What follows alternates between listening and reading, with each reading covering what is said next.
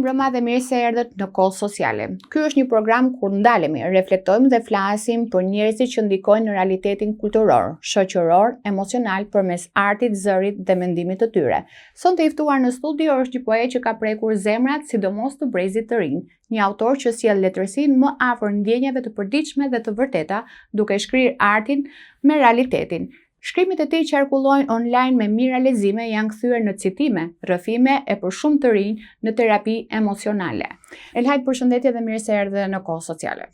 Përshëndetje dhe mirë se ju gjeta. Si u ndjet sot në Tetov? Ishte hera e parë që ishit këtu në këtë qytet dhe u përballet me publikun e tij? Po, ishte hera e parë që vi në Tetov dhe u ndjeva shumë i mirë pritën, u ndjeva shumë mirë. Faleminderit organizatorëve për organizimin e promovimit të librit Pustieri i Dashnisë. Faleminderit dhe lexuesve që erdhën për t'u taku, për të bërë foto, për të marrë librin. Shpresoj që t'ju pëlqejë dhe ta gjejnë veten. Nëse do ta përshkruaje veten për dikë që nuk ju njeh, si do ta përshkruaje? Si poet, rrëfimtar i dashurisë apo si një njerëz që shkruan për të kuptuar? Do ta përshkruaja si Pustieri i Dashnisë. Si njeri që do të çojë letra dashurie në zemrën e çdo kujt. Kur ka nisur historia jote për sa i përket shkrimit, edhe si e koncepton ti, si një lloj arratisje, si një lloj pasioni apo si një lloj mënyre për të mbijetuar emocioneve? Unë do ta përshkruaja si një rrugtim në çdo histori të njerëzve, një rrugtim që do të shkoj tek zemra dikujt, do ta përshkruaja si diçka për t'i mbijetuar kohës, për t'i dhënë njerëzve pak dashni, pak pozitivitet nga e gjitha kjo vorbull negativiteti apo dashakësia në thojza që na rrethon. Po të pyes në dimensionin personal, çfarë të ka formuar më shumë, sfidat apo suksesi? Sfidat patjetër. Suksesi për mua është thjesht një urë komunikimit mes shpirtit tëm dhe shpirtit të dikujt tjetër. A ka një moment në të kaluarën që ka qenë piknisja për stilin që ke sot? Po ka, sepse që nga fillimi, kur e kam nisë në formë rebelimit. Në formë rebelimit ndaj gjitha ndollive sociale që ne përjetojmë, që kam përjetuar në atë kohë dhe që vazhdojmë të përjetojmë prapë sot. Prandaj dhe i kam shndruar këtij stili që t'jam afër njerëzve, që t'jem një fjalë mirë për gjithë secilin që ka nevojë në një situatë të caktuar, që kërkon të ketë një dedikim, që kërkon të ketë një fjalë të mirë për t'ia thënë dikujt, por nuk i dalin fjalë. Dhe kështu ka vazhduar dhe kështu po vazhdon akoma sot. Shpesh të quajnë poeti gjeneratës digjitale. Si ndjeni kur arti yt lexohet më shumë në rrjetet sociale sesa në libra? Po, si quam, kjo është koha e digitalizimit dhe është diçka që nuk mund t'i shmangëna. Edhe falë rrjeteve sociale unë jam prezantuar me lexuesin. Prandaj dhe nuk ndihem keq apo të ndihem i vram shpirtërisht se po më lexojnë njerëzit virtualisht, sepse ato janë thjesht platforma, mundësi që njerëzit mund të komunikojnë me artin e dikujt, pavarësisht se varet se si i përdor njeriu. Unë kam zgjatë i përdori të jap njerëzve mesazhe nga më të ndryshmit, mesazhe të mira, edhe ndihem mirë, nuk është se kam një përshtypje të keq apo ndihem keq për këtë pjesë. Sipas teje, çfarë e bën një poezi të jetojë më gjatë se sa momenti kur shkruhet?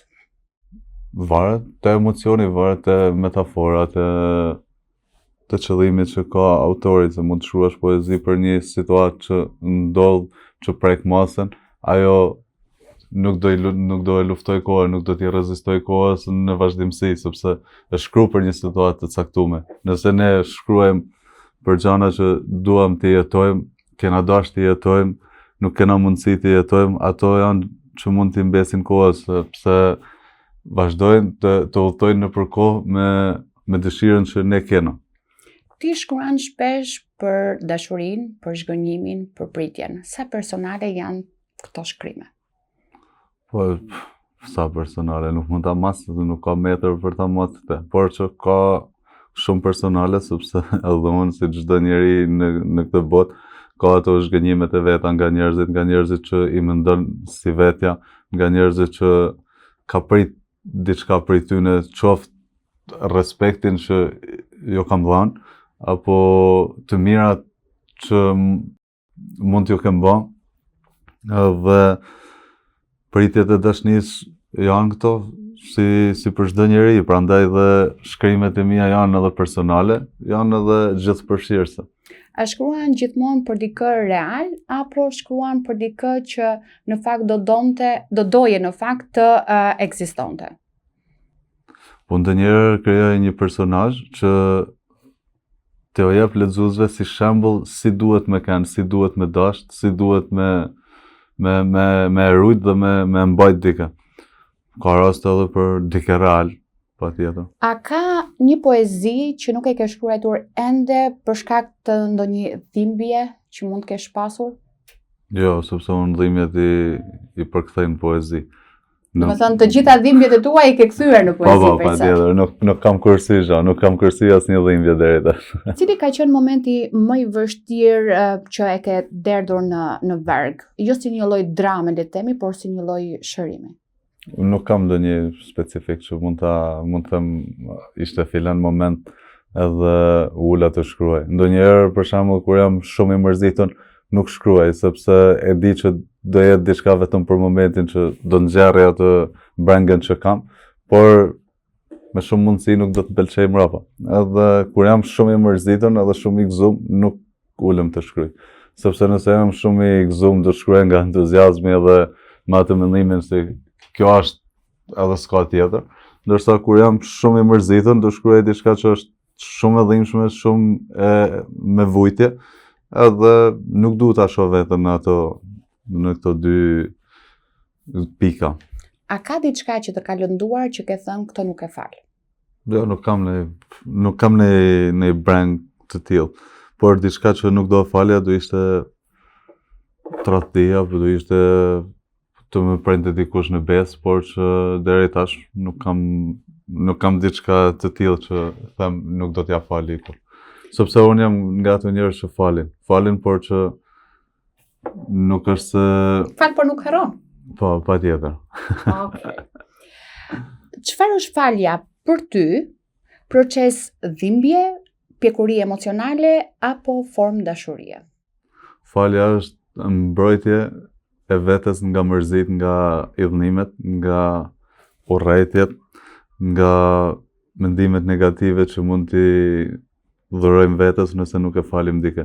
Është më mirë ta falësh dhe ta lësh t'ja kthej jeta borxhet që mund t'na ketë, sesa t'jetojmë ne duke menduar se si ta bëjmë atë të vuaj sikur kemi vujt ne nga dikush për shembull.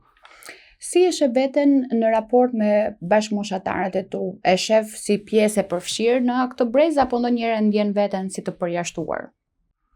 Po ndonjëherë ndjej veten sikur jam pak vite më i vjetër se sa jam, por që përpiqem të jem i socializuar edhe të jem pjesë e brezit, sepse nuk du që të dal nga koha me vetë dëshirë, sepse nëse unë i vë vetes mendimet e tilla që e shoh veten si të përjashtuar me tjerë, nuk më duket diçka e mirë, sepse nuk do isha duke jetuar me kohën.